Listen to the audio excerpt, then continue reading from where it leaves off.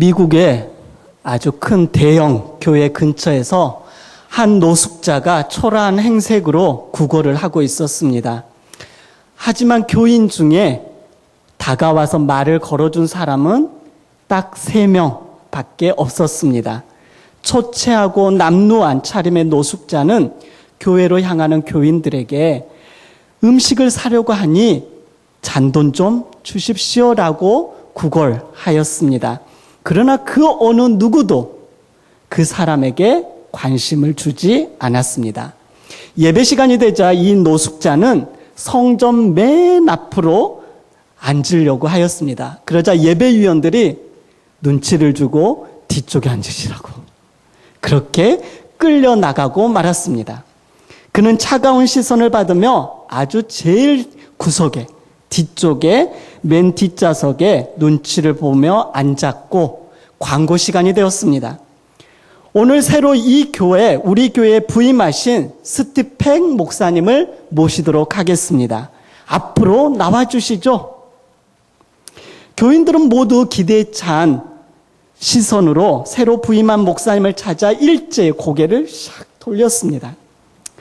그 순간 모든 성도들은 경악을 하고야 말았습니다. 맨 뒷자리에 있었던 그 노숙자가 강단을 향하여 뚜벅뚜벅 걸어 나왔습니다. 바로 그가 이 교회에 새로 부임한 스티팽 목사님이었습니다. 그는 노숙자 차림의 그 옷 그대로 강단으로 올라서서 곧장 마태복음 25장 31절로 40절 말씀을 읽어 내려갔습니다. 내가 줄일 때에 너희가 먹을 것을 주었고 목마를 때에 마시게 하였고 나그네 되었을 때에 영접하였고 여기 내 형제 중에 지극히 작은 자 하나에게 한 것이 곧 내게 한 것이니라. 이 구절은 예수 그리스도의 양과 염소 비유로 누가 양과 염소인지를 단적으로 보여주는 대목입니다.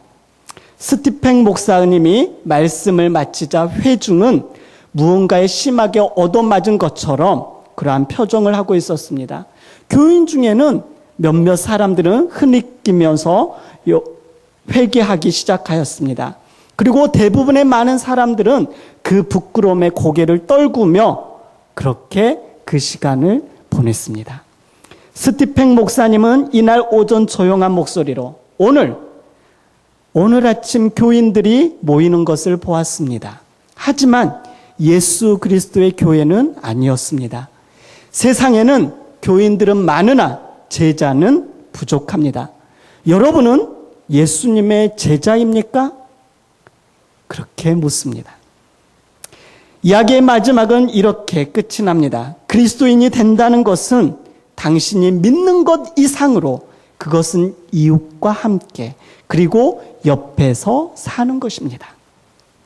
교인 수 1만여 명이 넘는 대형교회에서 예레미야 스티팽 목사님은 노숙인이 된 이야기가 페이스북과 인터넷 사이트를 강타하였습니다. 1년 전 이야기입니다. 며칠 전에 이 내용이 제 이메일로 와서 함께 나누고 싶었습니다. 하나님께서는 이 목사님을 통하여 미국 대형교회 교인들과 열방의 수많은 그리스도인들에게 하나님의 알람을 통하여 정신 차려 경고장을 날리는 것이죠. 오늘 읽은 본문은 예수님께서 체포되어 신문당하는 동안 베드로가 3번 예수님을 부인하게 될 것을 예고하는 부분입니다. 오늘 본문은 사복음서에 다 나옵니다. 그러나 다른 복음서와는 조금 다르게 사탄이라는 단어를 사용했습니다. 그것은 바로 베드로의 이 부인의 궁극적인 원인 제공자는 사탄이라는 거죠. 가룟 유다가 배신한 그 배후 조종자도 사탄이었다고 3절에 말합니다. 이러한 누가의 기록들은 우리 성도들의 실패 뒤에는 보이지 않게 역사하는 존재가 있는데 사탄이다. 그 사탄은 전략을 세우고 예리하게 우리들을 순간순간 넘어뜨린다. 그것을 지적하고 있죠. 베드로의 부인을 예고하시면서 예수님은 31절에 시몬아 라고 부릅니다. 그리고 34절에는 시몬아 시몬아라고 부르지 않고 베드로야 라고 부릅니다. 31절에 시몬아 시몬아 그렇게 두 번을 부르신 이유, 반석이라는 뜻의 베드로라는 이름을 사용하지 않는 이유는 자기 자신의 목숨을 보존하기 위해서 스승을 부인하게 될 베드로의 인간적인 연약함을 드러내기 위해서 시몬아 시몬아라고 부른 것입니다. 예수님은 34절에 이때에는 시몬아 시몬아라고 부르지 않고 베드로의 부인에 대하여 너무나도 정확하게 예언하시면서 베드로의 이름을 부릅니다. 베드로가 당신을 부인하게 될 것을 예고하는 상황 속에서 베드로를 부르는 예수님의 호칭에는 그가 믿음에 실패해서 돌이키고 분명히 너는 돌이켜야 된다. 그리고 너의 이름처럼 반석처럼 믿음에 굳게 서야 한다. 그런 의미의 뜻으로 베드로야 라고 부릅니다. 예수님은 베드로에게 미리 경고음을 울립니다. 그리고 그를 위해 내가 너를 위해서 중보했어. 중보할 게가 아니라 중보했단다. 너를 위해서 이미 기도했다. 실패한 후에 너는 내가 다시 너를 부르고 너에게 사명을 주겠다. 많은 사람들을 일으켜야 된다. 그렇게 사명을 맡깁니다. 오늘 읽지는 않았지만 54절에서 62절에 베드로의 부인하는 장면이 나옵니다. 예수님이 잡혀서 끌려갈 때 베드로는 아주 멀찍이 서서 따라갑니다. 사람들이 뜰 가운데서 불을 피우고 앉았습니다. 베드로도 그 가운데 앉았습니다. 그때 사람들 가운데 한 요종이 베드로를 유심히 바라보더니 이 사람도 그 사람과 한패요. 당신 한패 맞죠? 그러자 베드로가 부인합니다. 또 다른 사람이 조금 있다가 베드로를 향하여 당신도 그들과 한패지? 라고 묻습니다. 베드로는 나는 아니야. 부인합니다. 1시간쯤 지난 후에 이 사람이 갈릴리 사람인 걸 보니까 틀림없이 그들과 예수와 한패야. 그러자 즉각적으로 또 부인합니다. 그때 아직 말하고 있을 때 닭이 울더라. 주님께서 몸을 돌이켜 베드로를 이렇게 보십니다. 그때 베드로와 예수님의 눈이 마주쳤다. 오늘 밤 닭 울기 전에 네가 3번이나 나를 모른다고 말할 것이다. 라고 하신 그 예수님의 말씀이 생각나서 밖에 나가서 통곡하며 웁니다.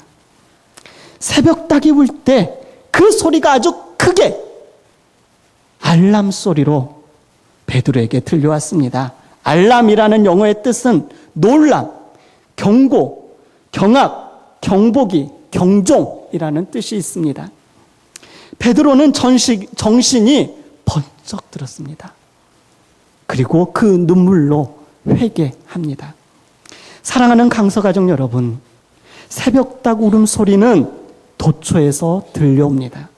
지금 저와 여러분의 삶에 울려 퍼지고 있는 알람 소리는 있지 않습니까? 최근에 저에게 울려 퍼지는 알람 소리가 있었습니다. 주일 점심때나 오늘도 주일 점심때 했는데요.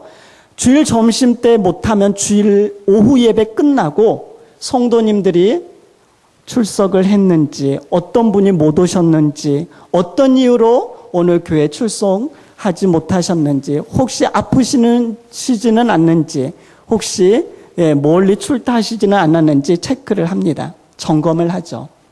지난 주일 2014년 새가족에 대한 마음이 제 안에 스며들어왔습니다. 근데 계속 떠나지가 않는 거였어요. 그리고 이틀 후 교육자 수련회 기간 중에 둘째 날 화요일 저녁 새가족을 위해서 그리고 강서 가족들을 위해서 기도하였습니다. 그때 역시 하나님의 알람 소리가 또 한 번 울렸습니다. 그리고 3일이 지난 금요일 날 새벽 예배를 마치고 박창서 집사님 회사에 방문하여 예배를 드렸습니다. 그곳에서 예배를 드린 후 박창서 집사님의 집무실인 개인 공간에서 또 한 번의 울림 소리를, 알람 소리를 들었습니다. 그 내용이 뭐냐면 보드판에 적힌 글귀입니다. 내용은 이렇습니다. 벼는 농부의 발자국 소리를 듣고 자란다. 벼는 농부의 발자국 소리를 듣고 자란다. 2014년 새가족, 우리 강서 가족, 기존에 계시는 강서 가족, 목자들, 새가족 부원들, 목회자의 소리를 듣고 발자국 소리를 듣고 자란다. 그렇게 제 마음에 다가왔습니다. 어찌 새가족뿐이겠습니까? 우리의 자녀들, 우리의 믿음의 후손들 다 마찬가지죠. 이 알람 소리에 반응하기로 했습니다. 그래서 최근에 여름 휴가 기간이기도 하고 오늘도 많은 분들이 벌초 때문에 차가 고속도로 꽉꽉 막힌다는 소식을 들었습니다. 그래서 그럼에도 불구하고 전화로 그들에게 전화를 걸고 반갑게 맞이해주는 그러한 목소리를 듣게 되었습니다. 그러면서 내게 맡겨진 사명, 내가 감당해야 할 일들에 대해서 다시 한번 깊이 생각하는 시간이 되었습니다. 여러분들에게도 하나님은 알람 소리를 순간순간 울려주십니다. 성경에는 하나님께서 어떻게 인간의 삶에 알람을 울리시는지에 관한 예들을 많이 우리에게 제시해 줍니다. 여자의 몸에서 최초로 태어난 인간이 누구이죠? 여자의 몸에서 태어난 첫 번째 사람 누굴까요? 네? 가인. 가인이 하나님을 떠나 방탕한 길을 걷습니다. 동생 아벨과 형 가인이 각각 하나님께 제물을 드립니다.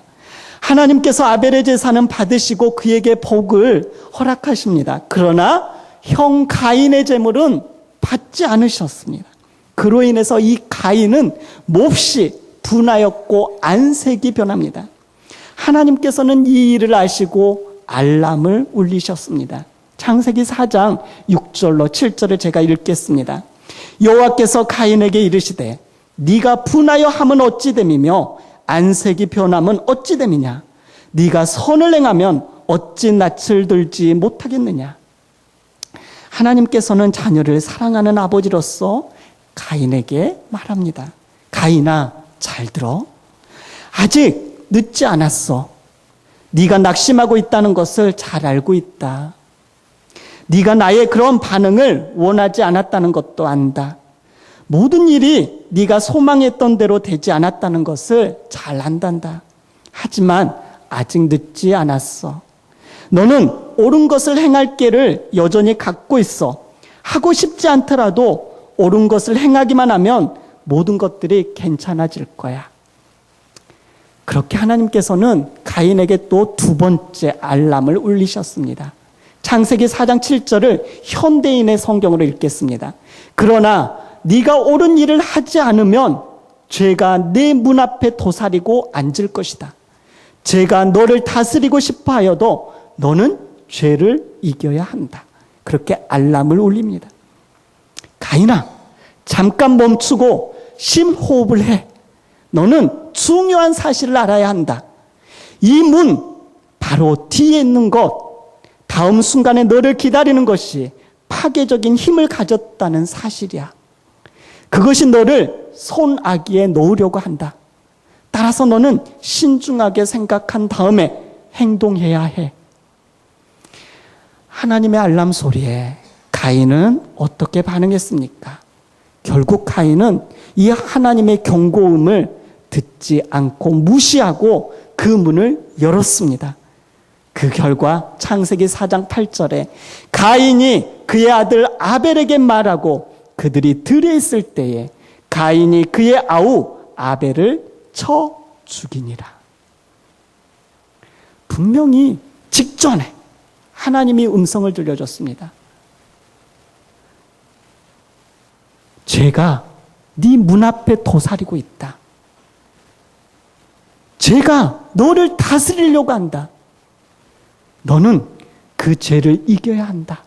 그렇게 경고했습니다. 그러나 가인은 문 앞에 도사리고 있는 그 죄를 손을 맞잡습니다. 그리고 아벨을 죽이죠. 하나님께서 가인에게 하나님의 경고가 가장 필요한 바로 그 순간 경고하셨습니다. 그러나 가인은 하나님의 그 소리에 반응하지 않고 자기가 원하는 것을 따라 행하였습니다. 마침내 가인 주변의 모든 것들이 꽝 소리를 내며 박살나고 말았습니다.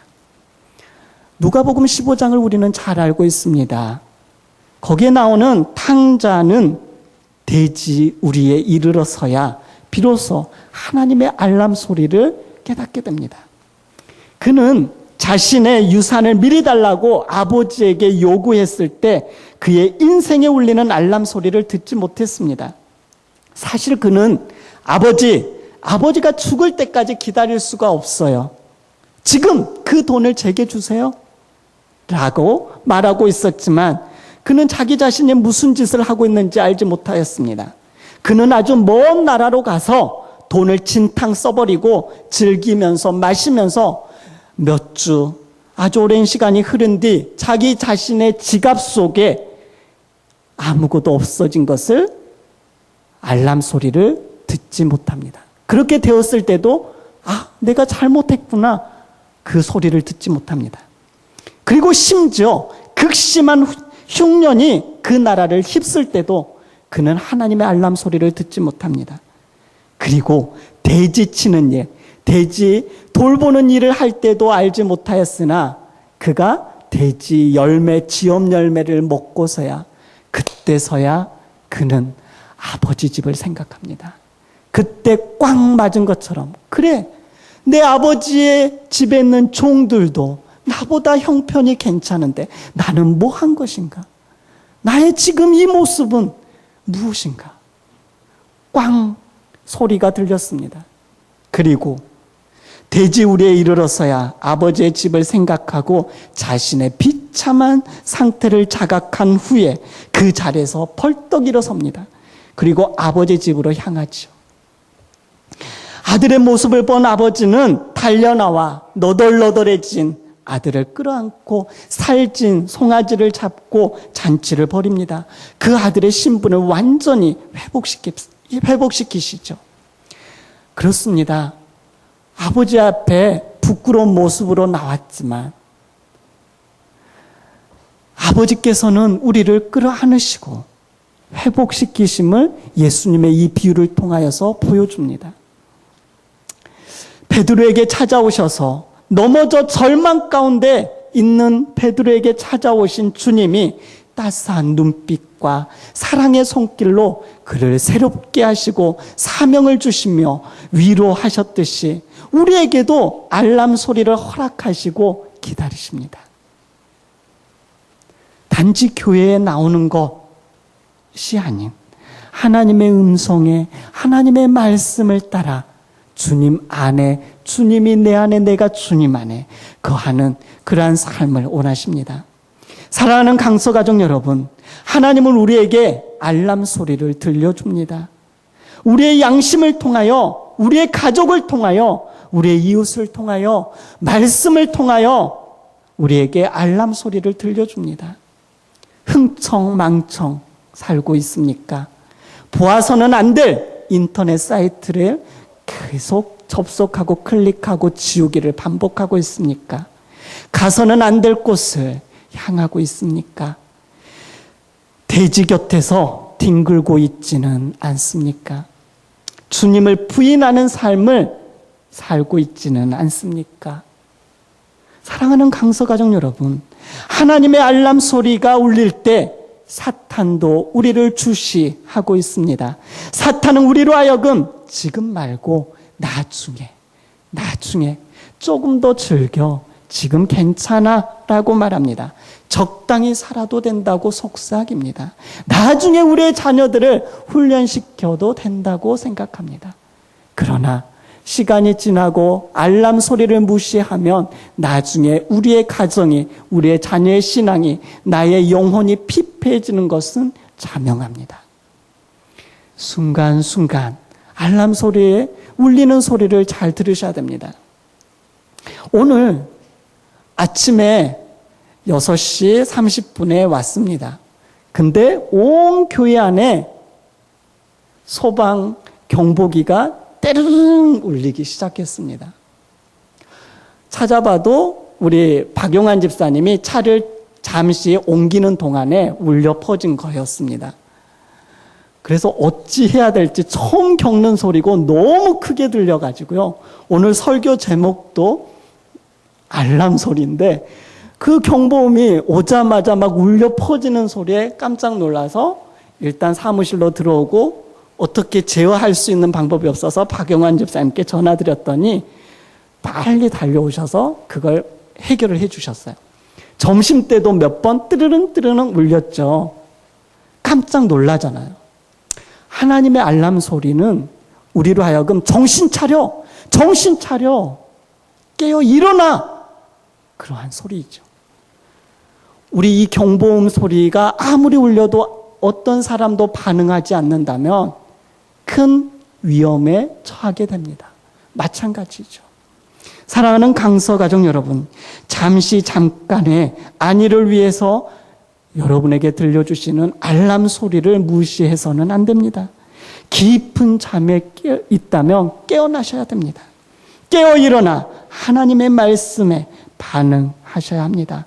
하나님의 알람 소리에 정신 차리고 다시 아버지 앞에 하나님의 자녀로 거룩한 백성으로 영적인 제사장으로 정직과 진실함으로 서셔야 합니다.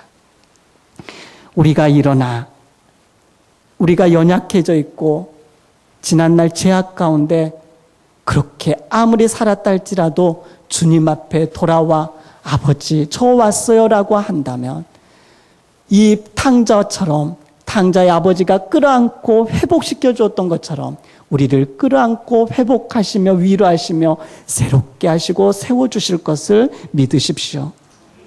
베드로를 위해 기도하셨던 주님께서 오늘 우리에게 말씀하십니다.